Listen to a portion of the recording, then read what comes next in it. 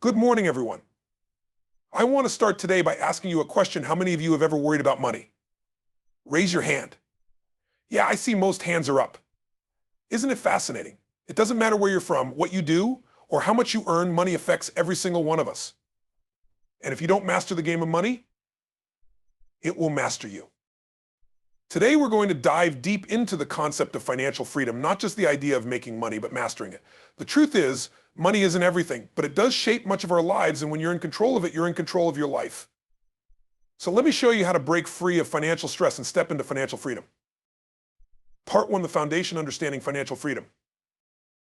Before we even talk about strategies and tactics, let's define what financial freedom really means. For most people, it's the idea of being able to live life on their terms, doing what they want, when they want, with whom they want. It's about more than just being rich. It's about security, confidence, and peace of mind. Financial freedom is about having choices. Now, some of you might be thinking, Tony, I'm too far behind. I have too much debt. I don't earn enough. And let me tell you, I've worked with people from all walks of life, multi-billionaires to people barely scraping by. And what I've learned is that financial freedom is possible for anyone. It doesn't matter where you start. What matters is how committed you are to mastering this game. Part 2, the 7 steps to financial freedom. Let's talk about the roadmap to financial freedom. In my book, Money Master the Game, I outline 7 simple steps to achieving financial freedom. These steps are not based on theory. They're based on real-world strategies from some of the most successful investors and financial experts in the world. Are you ready? Let's break them down. Step 1, make the decision to be financially secure. The first step to financial freedom starts with a decision. A decision to no longer be a victim of your circumstances. A decision to take control of your financial future. Most people never decide. They live reactively, waiting for something external to change their lives. But if you want financial freedom, you need to be proactive. Ask yourself, what does financial freedom look like for me? For some, it's having a few million in the bank. For others, it's being able to retire comfortably. For you, it might be something entirely different. Whatever it is, make that decision today. Because without that clarity, you'll never take the actions required to get there. Step 2, become an investor, not just a consumer. Now, let's talk about something fundamental. The majority of people spend their lives being consumers. They work hard, they make money, and then they spend it. But here's the key difference between those who achieve financial freedom and those who don't. Financially free people are investors, not just consumers. You must learn to make your money work for you. Every dollar you earn is a soldier in your financial army. When you invest it wisely, those soldiers multiply and work day and night to create wealth for you. If you don't invest, you're forever stuck trading time for money. And there's only so much time you have. Step 3, automate your savings. The third step is critical. Automate your savings. This is one of the most important habits you can adopt. The truth is, saving is hard for most people. We're wired to spend money, to enjoy the present, to not think about tomorrow. But if you don't pay yourself first, you'll never build financial security. I always tell people to set up automatic transfers into their savings or investment accounts, make it non-negotiable, set it up once, and then forget about it. Whether it's 10%, 15%, or even 20% of your income, get it out of your checking account and into something that grows. If you don't see it, you won't miss it, and before long, you'll be amazed at how quickly your wealth grows. Part 3, the magic of compounding, the 8th wonder of the world. Let's take a moment and talk about compounding. Albert Einstein called compounding the 8th wonder of the world. Why? Because it has an incredible power to multiply your wealth over time. Compounding is simply the process of earning interest on your interest. When you invest your money and that investment grows, you then start earning returns not just on your original investment, but also on the returns from previous years. Over time, this creates exponential growth. It's like a snowball rolling down a hill. It starts small, but as it rolls, it picks up more snow and gets bigger and bigger. The earlier you start, the more powerful compounding becomes. So if you haven't started yet, do it today. Time is your greatest ally. Let me give you a quick example. Imagine you invest $1,000 today, and it grows at 8% per year. After 10 years, that $1,000 will grow to $2,159. But if you waited just another 10 years without adding any more money, it would grow to $4,660. That's the magic of compounding. You don't have to be a genius investor. You just have to start early and let time work for you. Part 4, diversification. Don't put all your eggs in one basket. Now, I want to talk to you about one of the most important principles in investing: diversification. You've probably heard the phrase, don't put all your eggs in one basket. And it's true. When it comes to investing, diversification is the key to managing risk. Here's the deal. No matter how smart you are, no matter how much research you do, nobody knows for sure which investment is going to outperform the others. The stock market is unpredictable. Real estate can be volatile. Bonds can fluctuate. That's why it's critical to spread your investments across different asset classes.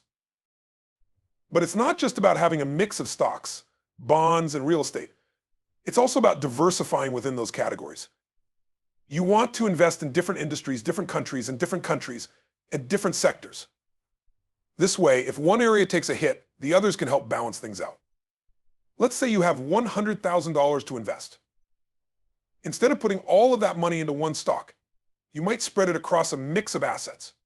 Maybe 40% in stocks, 30% in bonds, 20% in real estate, and 10% in other investments like commodities. By diversifying, you're protecting yourself against the ups and downs of any one market. Part 5, create a lifetime income plan. One of the biggest fears people have is outliving their money. Nobody wants to be 85 years old, wondering how they're going to pay their bills. That's why you need a lifetime income plan. A lifetime income plan is about creating a system that will provide you with income for the rest of your life, no matter how long you live. There are a few ways to do this, but one of the best strategies is investing in income-generating assets.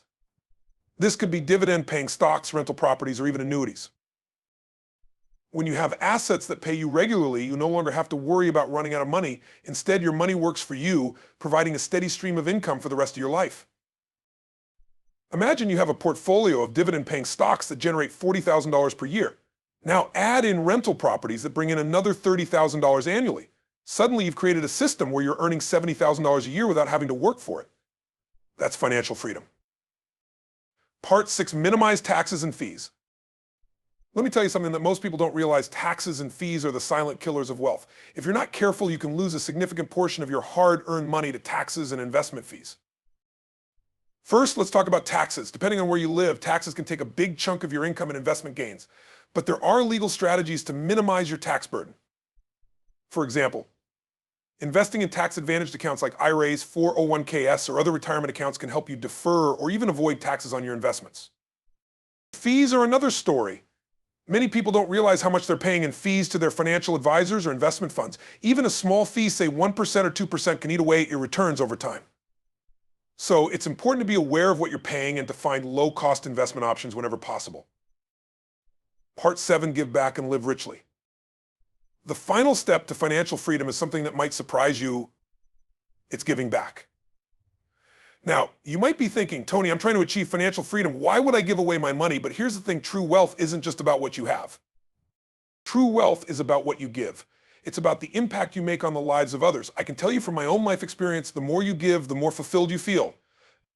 When you give, you shift from a mindset of scarcity, of constantly worrying about whether you have enough, to a mindset of abundance. And here's the amazing part: the more you give, the more you tend to receive. I'm not just talking about giving money, though that's one powerful way to contribute. I'm talking about giving your time, your energy, your love, and your attention. Whether it's helping a family in need, supporting a cause that matters to you, or mentoring someone who's just starting out in life, giving back creates a sense of purpose that's far more valuable than any amount of money you can accumulate. And here's a little secret: when you operate from a place of giving, the universe tends to reward you. I've seen it time and time again. People who give freely, without expectation of return, often find themselves receiving more than they ever imagined, whether it's in relationships, opportunities, or even financial rewards.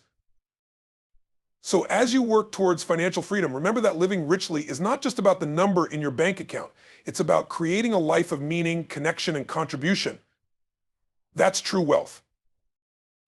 Part 8, the power of consistency. It's not what you do occasionally, it's what you do daily. Now let's talk about one of the most crucial elements of achieving financial freedom: consistency. I want you to really understand this because it's a game changer. You see, financial freedom doesn't happen overnight. It's not about hitting the lottery or making some get-rich-quick scheme work. It's about what you do every day. Success in any area of life comes down to your habits. It's not the big things you do once in a while that matter. It's the small, consistent actions you take every single day that create results. This is true whether we're talking about your health, your relationships, or your finances. Think about it. If you exercise once a month, are you going to get fit? No. But if you work out a little bit every day, even if it's just 15 minutes, you're going to see massive changes over time. The same is true with your money. If you invest consistently, whether it's a small amount or a large one, and you stick with it over the long term, the results will compound. I see too many people get discouraged because they're not seeing immediate results, but let me tell you, the most powerful results often come from things that take time. You plant a seed today, and you might not see the fruits for months or even years. But when they come in abundance. Part 9, embrace the long-term mindset, think beyond today. Let's shift gears and talk about the mindset you need to adopt to truly master the game of money. And that mindset is what I call the long-term mindset.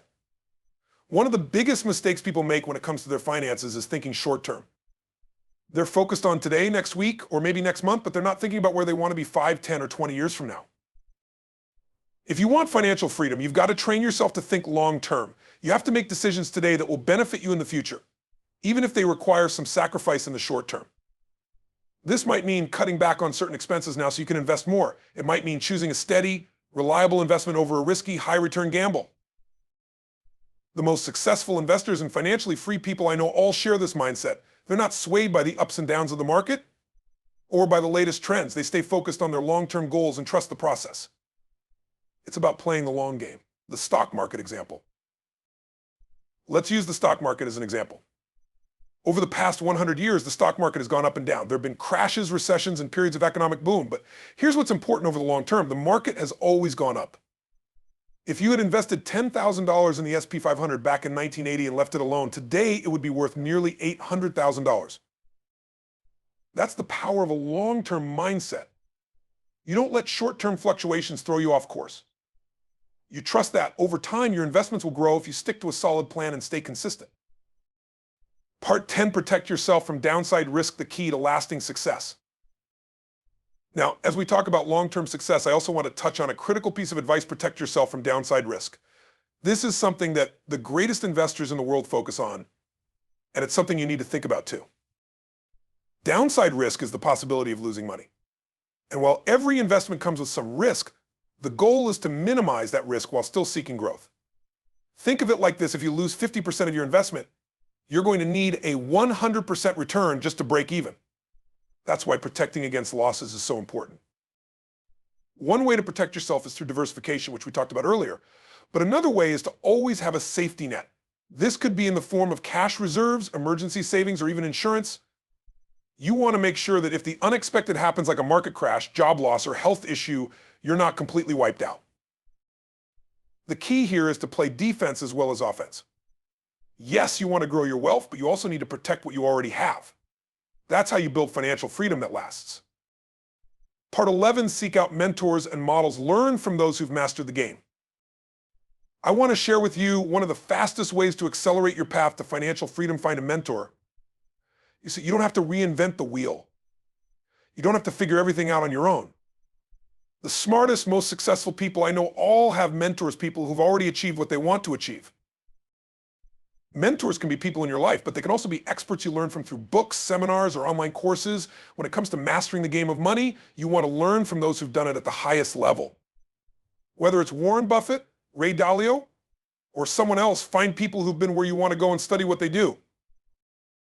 Modeling successful people is one of the quickest ways to compress time. Instead of taking 20 years to figure something out, you can learn from someone who's already spent 40 years mastering it. They can show you the shortcuts, the strategies, and the mindset needed to win the game. Part 12, take massive action, the bridge between knowledge and results. Now, I've shared a lot of strategies with you today, but here's the truth: none of it matters if you don't take action. Massive action is the bridge between knowledge and results.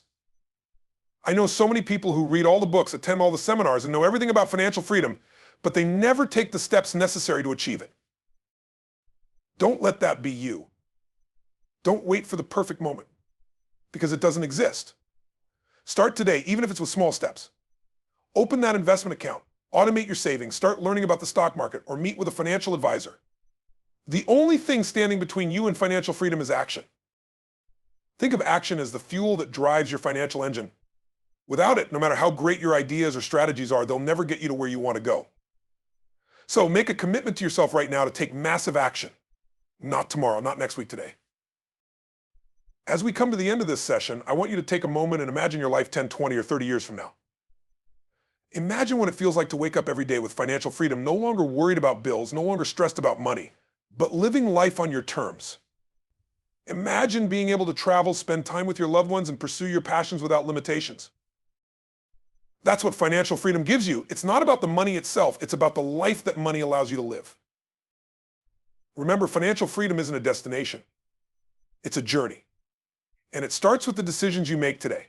Mastering the game of money is within your reach, no matter where you're starting from. If you follow the steps we've talked about, stay consistent, protect your downside, and take massive action, you will achieve financial freedom. The road might not always be easy, but I promise you this, it will be worth it. So let's go out there and make it happen. Thank you.